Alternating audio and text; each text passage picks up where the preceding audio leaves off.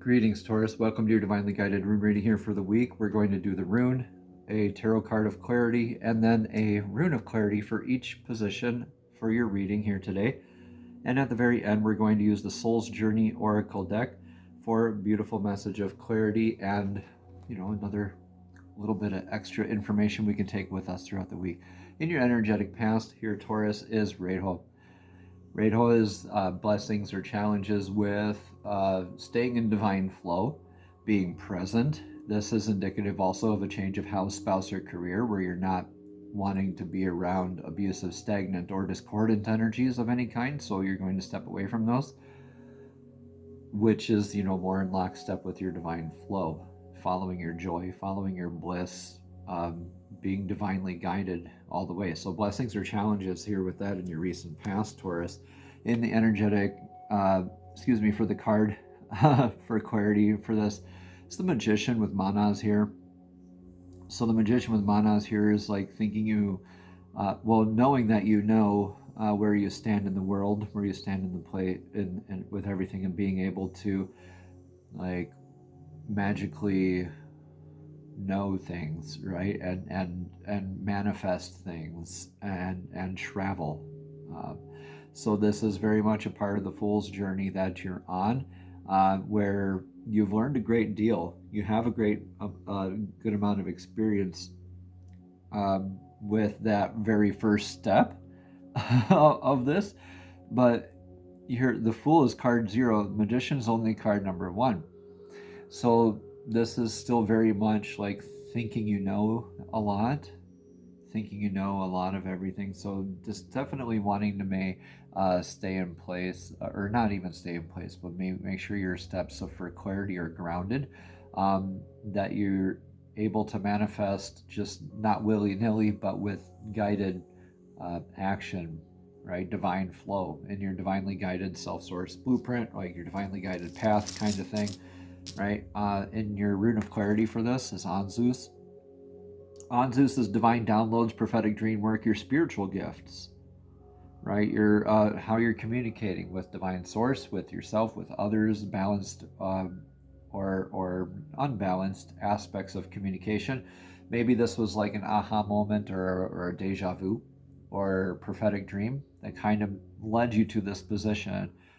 Blessings or challenges here of this in your past again, but this is like clairsentience, clairaudience, claircognizance. We have 6 of those clairs. You can look them up, but could be like some sort of abilities that led you to, or that you're influenced with or tapped in with your divine source guidance to help you make that next step, right? Like you're still in this magician kind of phase. You're not the Fool anymore, right? You're definitely not the Fool anymore. With your now energy isn't Awaz. Awaz is the rune of the horse. This is your energetic source that's proven itself to you. And this could be your relationship with yourself, relationship with divine source, could be relationship with another person.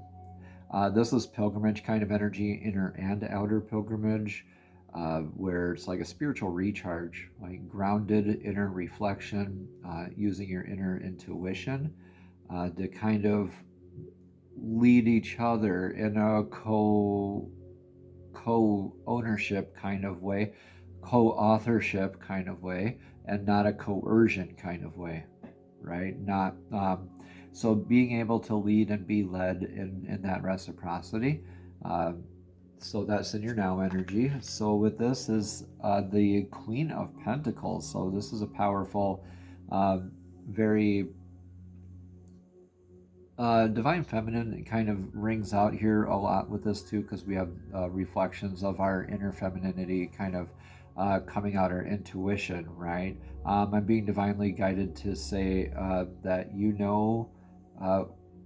how to manifest. You need to remain grounded while manifesting, and don't be afraid to like you're sovereign. You are the queen, like in your divine feminine healing work as well. Like you're healing a lot emotionally from a lot of this, or with a lot of this, I should say. In your maturing, right? You're healing along your ways of going, but With this, I'd say you're definitely able to manifest this Queen of Pentacles as aka the Sugar Mama in the deck, if you want to go that route in a kind of haha, funny sort of way. But this is abundance in the aspect of the divine feminine in this with the Queen of Pentacles, right?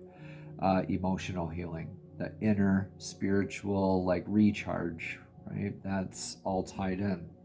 So this is clarified also with manas. Okay, you had manas kind of in the card way up here in the corner. You probably can't see it too well here, but in this with the Queen of Pentacles and Awas here, you have manas. Remain grounded. Yeah, aspects of identity.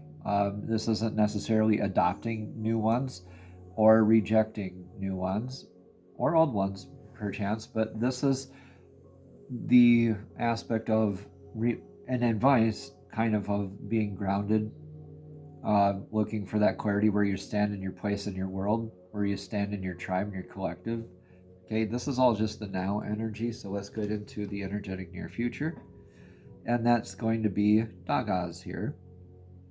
Dagas for your rune in the near future is like that transmutation energy, that divine alchemy. You're balancing out and you're changing along with these energies. This is, again, blessings or challenges here with this in the future. Take what resonates, leave what doesn't. But with this is calling into aspects of dichotomy in situations and in energies. Are they false dichotomies? Are they healthy dichotomies? And this is calling for you still to be in the center of it, be balanced, right? Be the all and the nothing in the very center, where you can work with both of those energies, night and day, so to speak, day and night, or one chalice and another chalice, and you're like the card of temperance, being able to masterfully intertwine these energies and create new beautiful things, that knowing that you're never going to be the same again after a lot of this energy. Eight of Cups energy reversed is in with this, so this is more of staying put with your Seven Cups and letting interesting. This isn't seeking emotional fulfillment elsewhere. This is working on what needs to be transmuted here in the now, right? So that's great. You're not going to take your cup and just go off with it. You're kind of staying here and be like, no, even if we lose a cup out of this, I still want to stay here and work on the seven because that means more to me. That kind of energy. So this is clarified with Hagalaz. Hagalaz is that thing being removed from your life. Let it be removed. That eighth cup, right? That maybe it's an emotional attachment to something. Maybe this is, a deep, heartfelt, like I want to say, like attachment to the outcome or attachment to an individual or another energy. Regardless, Hagalaz here is irreversible, like Dagas here. You're not going to be the same again, but this is all very transformative energies here. Both of these are hugely transformative because you chose to stay and work with the Seven Cups and let that eighth one go. So Divine's going to be moving in like a hailstorm, and it's going to be a blessing or a curse depending on how you look at it. Look at it as happening for you rather than to you. If you look at it as happening to you, you're misguided with your ego.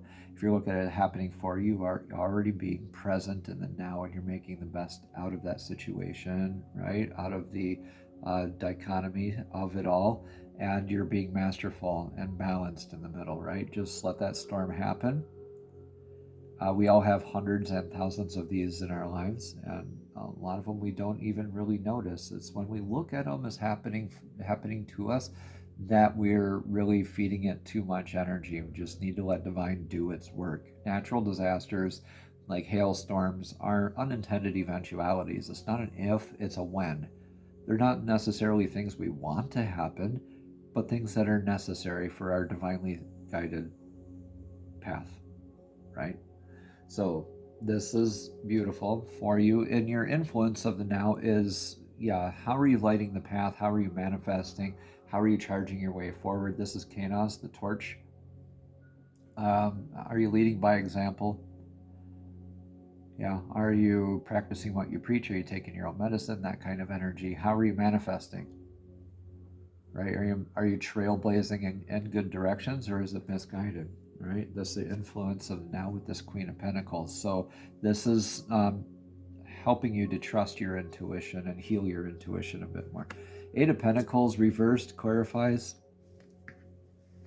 with Kanos here. So interesting. And that's influencing your Queen of Pentacles. So no wonder why you're looking for that spiritual recharge. This is like losing abundance, losing touch with your craft, right? Being fruitful and very abundant in your craft, but kind of losing touch with that manifestation ability. Like you took it to the Eight of Pentacles and you wish you could take it further. Maybe feeling stagnant, or maybe like you're feeling like, oh my gosh, when is the next level up already? Like it feels like I've been doing this forever and now I'm just stuck here kind of stuff. All right, are you practicing what you preach? How are you showing up and how are you manifesting? How are you lighting the path forward? Or are you just showing up doing the same thing every day and losing touch with your ability, and you're just kind of like going through the motions? Blessings or challenges with this in your present is Augies. Augies is the rune of faith. It's the elk rune. It's that divine defense. Your built-in divine defense and connection, protection, stability with grounding, remaining grounded, remaining in your faith. Like feeling like, okay, I've been plugging away at this and I feel tested here, so is this time for me to give up, or what's going on here? Like, because I feel like stuck or stagnant here. This Queen of Pentacles is awesome to be in your now energy here, even though you're influenced with this Eight of Pentacles reversed. Right, you're looking at your faith and the way you show up. So that's a good introspective kind of way. You could maybe have been defensive, in a defensive posture, like, okay, energy's kind of shifted now. Making sure that is a divinely guided step. It's not out of a fear-based step or a reaction that you stepped into this energy with divine flow. Okay, now that you found your divine flow, you're in touch. You're maybe increasing your faith with divine communication, how you're showing up, like how you're being in the now, right? And that's always going to challenge where we stand in our place in the world, and are really kind of wanting to still go in for that spiritual kind of depth and recharge, like, okay, where am I going to start feeling fulfilled? Well, there you're looking outside again for other things, and you're not being present. So here, this is calling in to be grounded, call in that communication with Zeus. Stay divinely connected, stay present, be open to other means of communication, network more even. Look at the way you communicate. Are you balanced with that? Are there invisible strings attached? Is it quid pro quo kind of stuff? Or is it grounded where you're calling in that beautiful intuition and divine gifts, your divine downloads, your aha moments, your prophetic dream work, your divine communication? Divine's always trying to talk to you. It's up to you to tune in. It could be spirit numbers, it could be spirit animals, it could be colors, songs on the radio, messages that you see online, okay? Just take what resonates here and leave what doesn't. You have the Ace of Swords, though, clarifying with Zeus right now. Definitely work on how you're showing up with communication. Ace of Swords says now is the time. Do it now. Life is like a double-edged sword also is the reminder here. So how are you giving and taking communication, right? So working on that, but definitely saying that now is the best time to do that. The Ace of Swords here. This calls for your action immediately. with that communication. Swords is the suit of communication as well, and this is the rune of communication. So healing aspects of communication, and knowing that healing, intentional words like meant to heal can also cut, right? There's a lot of different turns or phrases out there that we might not understand fully. So just please go within for those lessons. And speaking of lessons, we have Yira here. This is irreversible. This is that liminal space in between cycles where you're learning and assessing. It looks like Kana's going one way, and then Kana's going another way on this rune. So what you sow is what you reap, kind of like energies. So that's really, yeah, calling in the cycle here, that balance, and like not just like a pendulum, but the sword swings both ways kind of stuff, like just cycles that I keep getting, like balance. I see dichotomies here a lot in your reading, and just knowing that you are the one that is in control of that swing, right, of the pendulum or of the sword or of that cadence of communication, that balance of communication, your own learning, right, in that space between. In this rune of harvest, when we commit a harvest, right, we assess the crop and make sure that we're learning from that harvest and what we can do better for the next cycle, for the planting cycle, right? And or storage even, and making sure that you're learning these lessons. So this is a lot of call for now, go within, learn these lessons on like communication and apply them. All right, Taurus, you have been told. Oh, look at that. We have Tiwaz, the vector of victory for your outcome. And so with this, Taurus is kind of like Libra-ish energy, where it's the scales of justice, knowing, like built in, right? Knowing that you're showing up for what is just, what is true, what is good, what is balanced, right? So this God Tears rune of Tiwaz, that vector of victory, is how are you showing up in your daily life? How are you showing up for others? How are you showing up for yourself? Are you being a martyr? Are you showing up in healthy ways? Are you doing the disciplined work? Are you showing up for yourself every day? This is that victory in those areas. This is that I believe you making great strides. And I see you made a big decision to work on your emotional healing here in the near future. So this is actually showing up for that and having healing conversations. And you're blessed with this vector of victory here, this beautiful God Tears room. We have the Tower reversed. So Hagalaz is a lot like the Tower card in tarot. Here we have the Tower reversed. You're deciding to stick it out and build or rebuild. Your foundation's tested throughout this. It's tied into how you feel with abundance and your groundedness and your faith. I think this is maybe a recommitment for your divinely guided path, showing up how you're communicating. That's going to guide you to the next step out of that magician's path, but it's going to take some emotional healing of letting something go emotionally. But this is beautiful with the Tower reversed, and then you have like influence of the Tower here. You're fully aware that of what you need to release. You're fully aware of what you want to keep.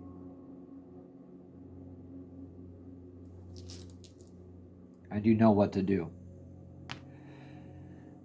Iwas here is the rune of the yew branch, the yew tree. This is irreversible as well. So this is calling you for that durability, flexibility, toughness, that flex of the yew branch, right? This is the axis of the world tree, right? Of that squirrel that it shows right here on this Eight of Cups card here. It shows the squirrel that balances the information between the great condor at the top and the great serpent at the bottom of the tree of life. So the information that you receive and how you apply it. And that's really calling into a lot of that balance in how you're going to be tested here. And you're showing up in this sense of victory and in justice. Excuse me. The Tower reversed here, though, is beautiful, because this communication is what helps you open up to this dialogue of no, we don't want that. We want this emotional healing. Yeah. It might be a tough kind of conversation, but it is going to be worth it for you, Taurus. Promise you that. You don't know unless you try. And if you don't try, then you 100% know what the answer is, and you're going to have the opportunity to repeat life lessons until they're learned. So just know that. The Soul's Journey Oracle deck, we're going to get a card of clarity here, Taurus, for you. Divine, please show us clearly, what message of clarity does Taurus need to hear for this week's Divinely Guided Rune reading? What message of clarity does Taurus need to hear? One card, please. One card of clarity. One card of clarity for Taurus, please, Divine. Please show us clearly one card of clarity you have for Taurus's Divinely Guided Rune reading. Please show us clearly. Thank you, thank you, thank you.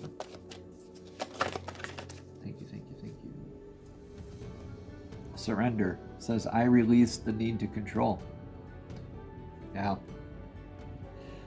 Yeah, I don't even see any challenges with ego here.